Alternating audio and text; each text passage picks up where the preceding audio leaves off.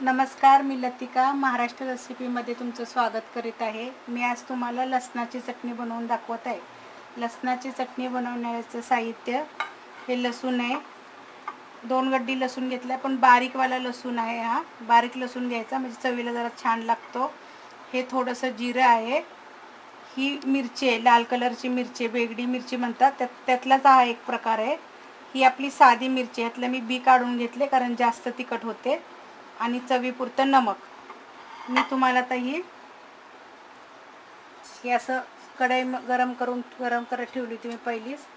जिरं थोडंसं असं भाजून घ्यायचं चांगलं.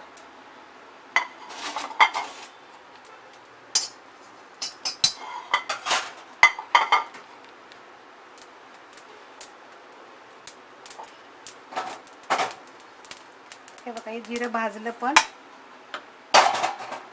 ह्याच्यामध्ये मिरची भाजायची, साधारण अशी भाजायची.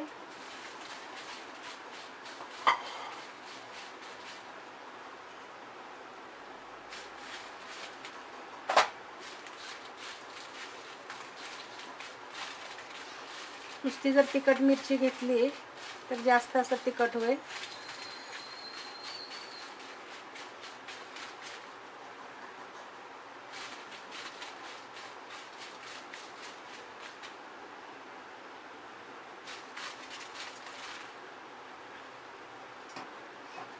काही मिरची चांगली भाजलेली आहे.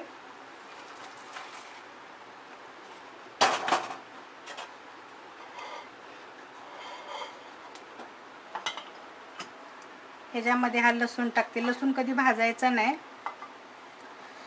तसंच टाकायचं.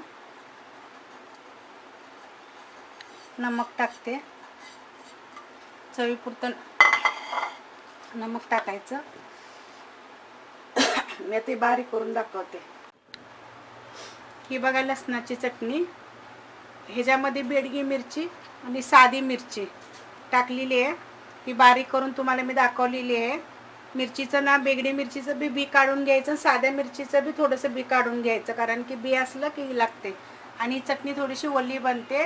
ही वडापाववर बी खाऊ शकता, भाकरीवर खाऊ शकता, कशावर बी जसा लागेल तसं चवीला छान लागते. आणि चटणी बघा, तुम्हाला कशी वाटते करून पहा.